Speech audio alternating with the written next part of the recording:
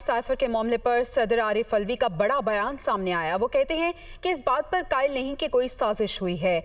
आपको बताएं कि सदर आरिफ अलवी ने इंटरव्यू दिया है और कहा है कि चीफ जस्टिस को खत इसलिए भेजा कि इस पर मेरे शकूको शुबहात हैं। बेहतर होगा इस मामले पर वाकयाती शहादतें ले ली जाएं। चोरों के साथ ना बैठना, इमरान खान की अपनी राय जरूर होगी।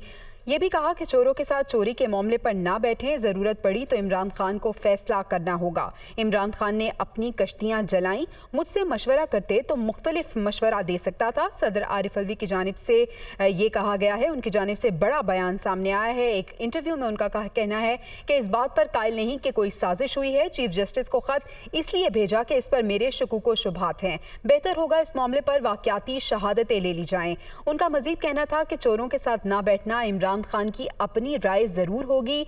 इमरान खान ने अपनी कश्तियां जलाई, मुझसे मशवरा करते तो मुख्तलिफ मशवरा दे सकता था। सदर आरिफ अलवी ने एक इंटरव्यू में ये गुफ्तगू की है और ये बड़ा बयान उनकी जानिब से सामने आया है।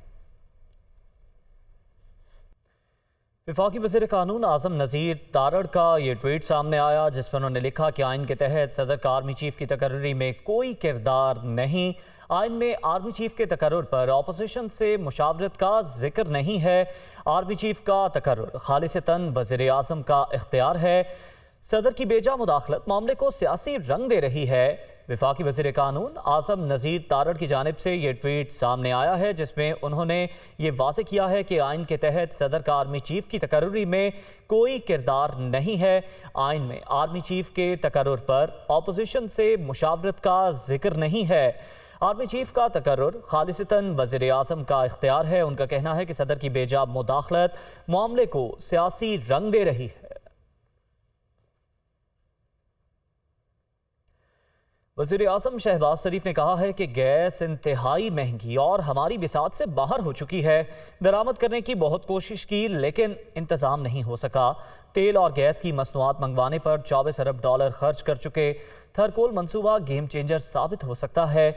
वज़ीर आज़म शहबाज शरीफ थर एनर्जी लिमिटेड ब्लॉक 2 और थरकोल माइंस फेज 2 की इफ्तिताही तकरीब से खिताब कर रहे थे। थरकोल को अगर हम प्रमोट करें तो पाकिस्तान का ज़र मुबादला बचेगा, पाकिस्तान की सनतें सस्ती मसनूआत बना सकेंगी और पाकिस्तान की जो मईशत जो है वो बहुत तेज़ी से आगे तरक्की कर सकेगी। 24 अरब डॉलर की हमने अखराजात किए हैं अपने जो एनर्जी की नीड्स को इंपोर्ट करने के लिए, चाहे वो गैस है। अब गैस तो हमारी जो बसात से बाहर है, इतनी महंगी हो चुकी गैस कि उसको हम बहुत कोशिश कर रहे हैं लेकिन अभी तक गैस का इंतज़ाम ना हो सका। अगर ये रेल का मंसूबा यहाँ पर लग गया तो फिर इंशाअल्लाह पाकिस्तान के चारों कोनों में ये पहुँचेगा। ये थरकोल पाकिस्तान का इंशाअल्लाह गेम चेंजर होगा। वफाकी वज़ीर दाखिला राना सनाउल्लाह ने एंटी करप्शन एस्टेब्लिशमेंट पंजाब के खिलाफ अदालत से रुजू करने का फैसला कर लिया। एक बयान में वज़ीर दाखिला ने कहा कि एंटी करप्शन एस्टेब्लिशमेंट ने इमरानी फितने का एलाकार बनकर 4 साल पुराने मुकदमे के रिकॉर्ड में जालसाजी की, जानबूझकर हकायक छुपाए और अदालत को गुमराह करके वारंट हासिल किए।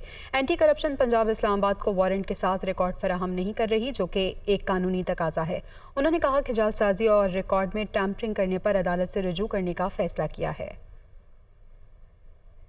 वज़ीर दिफा ख्वाजा आसिफ ने कहा है कि एक शख्स इक़्तिदार के लिए किसी भी हद तक जाने को तैयार है, सियासी मकासद के लिए मजहब कार्ड खेल रहा है। कौमी असम्बली में इजहार ख्याल करते हुए उनका कहना था कि साबिक वज़ीर आज़म ने खैबर पख्तूनख्वा में पनाह ले रखी है, सूबाई हुकूमत का हेलीकॉप्टर और वसाइल इस्तेमाल किया जा रहा है। उन्होंने सूबे की सूरत हाल पर ऐवान में बहस का भी मुतालबा किया। केपी को एक्चुअली साबिक वज़ीर आज़म ने एक स्प्रिंग बोर्ड बनाया हुआ है। सूबे की तमाम तर सहूलतें जो हैं, हेलीकॉप्टर, उधर की पुलिस, उधर की सिक्योरिटी जो है उनके ज़ाती इस्तेमाल में है। पूरी हुकूमत केपी की तवज्जो जो है इस बात पे है कि किसी तरह उनके लीडर को दोबारा इक़्तिदार मिल जाए। वहाँ पे 7,000 पे लाठीचार्ज हुआ, ये बड़ी दुख की बात है। Absolutely no law and order, complete chaos in KP. इस सूरत में वो क्लेम कर रहा है कि मुझे जो है मेरा इक़्तिदार जो पाकिस्तान की पार्लियामेंट ने वोट ऑफ नो कॉन्फिडेंस से उससे छीना था वो वापस किया जाए। वो डेस्परेट है, कभी हकीकी आज़ादी की बात करता है اور حقیقی آزادی کیا ہے وہ ساری کی ساری آڈیو لیک سے پتہ لگ گئی ہے. اس کا اصلی چہرہ جو ہے, بھیانک چہرہ جو ہے, وہ سارا سامنے آنے والا ہے. یہ آگ جو ادھر ادھر انہوں نے اس کی نیگلیجنس کی وجہ سے یا ڈیلیبریٹلی وہاں پہ جو لگائی گئی ہے وہ کہیں دوسری جگہوں پہ نہ آ جائے, کوئی زیادہ دور کی بات نہیں ہے. میرا تو خیال ہے کہ اس سچویشن کے اوپر ہاؤس کو ایک بحث کرنی چاہیے, ایک دن مختصر ہونا چاہیے کہ اس وقت کے پی میں کیا ہو رہا ہے. مسلم لیگ نون کی نائب صدر مریم نواز کے عمران خان پر کڑی تنقید. ٹویٹ میں کہا کہ ان کی بات کی اس لیے کوئی حیثیت نہیں کیونکہ جب وہ وزیر اعظم تھے تو اپنے مخالفین کی ریکارڈنگز کو جائز قرار دیتے تھے. مریم نواز نے مزید کہا کہ عمران خان کو اصل تکلیف یہ ہے کہ انہیں اب مطلب کی JIT نہیں ملے گی. مریم نواز نے کہا کہ ان کے مخالفین کے خلاف جو ہوا وہ حلال اور جو خلاف ہو وہ حرام ہوتا ہے. عمران خان کی ہر بات میں فتنہ, شر اور سازش ہے.